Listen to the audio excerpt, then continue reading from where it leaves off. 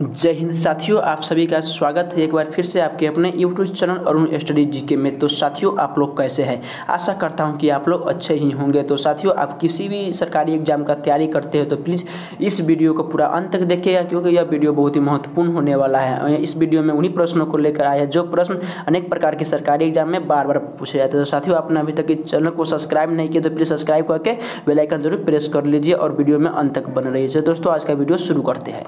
तो आज का फर्स्ट क्वेश्चन आपके सामने शो हो रहा होगा कि 1857 की क्रांति कहां से शुरू हुआ था। आपके ऑप्शन है ए दरभंगा, बी मेरठ, सी वैशाली या डी दिल्ली। जी हाँ मेरे साथियों, 1857 की क्रांति कहां से शुरू हुआ था?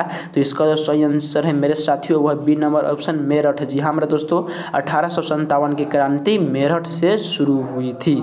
चलिए मेरे दोस्तों, तो अगला प्रश्न देखते हैं। अगला प्रश्न होने वाला है दूसरा प्रश्न है कि काला शोक कौन से वंश के थे। आपके ऑप्शन है ए मौर्य वंश, बी गुप्त वंश, सी शिशुनाग वंश या डी कुषाण वंश। जी हाँ मेरे साथियों, काला शोक कौन से वंश के थे? यह क्वेश्चन आपके एग्जाम के लिए बहुत ही महत्वपूर्ण है। तो इसका जो सही आंसर मेरे साथियों वो है शिशुनाग वंश। जी हाँ मेरे दोस्तों, काला शोक शिशुनाग वंश के वंश थे। चलिए मेरे दोस्तों, अगला प्रश्न देख लेते हैं। तो अगला प्रश्न होने वाला है तीसरा प्रश्न है कि 1956 में आंध्र प्रदेश के गठन के समय कौन सी भाषा जोड़ी गई थी। आपके ऑप्शन है ए हिंदी, बी तेलुगु, सी उर्दू या डी अंग्रेजी। जी हमारे साथियों, 1956 में आंध्र प्रदेश के गठन के समय कौन सी भाषा जोड़ी गई थी?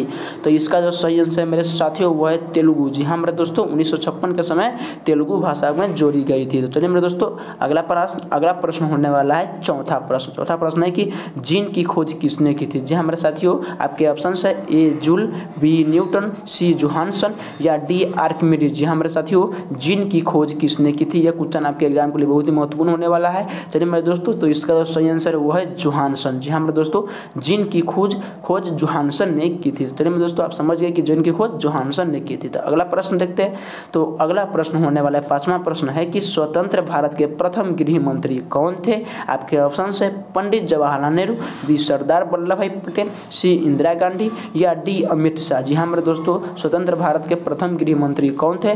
तो इसका जो सही आंसर मेरे दोस्तों वो है सरदार वल्लभ भाई पटेल। जी हाँ मेरे साथियों, स्वतंत्र भारत के प्रथम गृह मंत्री सरदार वल्लभ भाई पटेल थे। तो मेरे दोस्तों, आपने अभी तक इस चैनल को सब्सक्राइब नहीं किया तो प्लीज सब्सक्राइब करके बेल आइकन जरूर प्रेस कर लीजिएगा और इस वीडियो को एक लाइक जरूर कर दीजिएगा। चलिए दोस्तों, इस वीडियो को अंत तक जरूर देखिएगा। चलिए दोस्तों, अब अगला प्रश्न देख लेते हैं। अगला प्रश्न होने वाला है छठा प्रश्न है कि एक वाष्प इंजन उसमें ऊर्जा को किस रूप में परिवर्तित करता है। जी हाँ मेरे दोस्तों, आपके ऑप्शन है रासायनिक ऊर्जा, विद्युत ऊर्जा, यांत्रिक ऊर्जा या चुंबकीय ऊर्जा। जी हाँ दोस्तों, एक वाष्प इंजन ऊर्जा को किस ऊर्जा में परिवर्तित करते हैं? तो चलिए मेरे दोस्तों, इसका जो सही आंसर वो है मेरे दोस्तों यांत्रिक ऊर्जा। जी हाँ मेरे दोस्तों, ये यांत्रिक ऊर्जा में वाष्प इंजन परिवर्तित करता है। तो चलिए दोस्तों, अगला प्रश्न देख लेते हैं। तो अगला प्रश्न होने वाला है सातवां प्रश्न आपके सामने शो हो रहा होगा कि रतौंधी किस विटामिन की कमी से होता है। जी हाँ मेरे साथियों, आपके ऑप्शन है A vitamin A, B vitamin B, C vitamin C या डी विटामिन डी। जी हाँ मेरे साथियों, रतौंधी किस विटामिन की कमी से होता है? तो इसका जो सही आंसर मेरे साथियों वो हो जाएगा विटामिन ए। जी हाँ मेरे साथियों,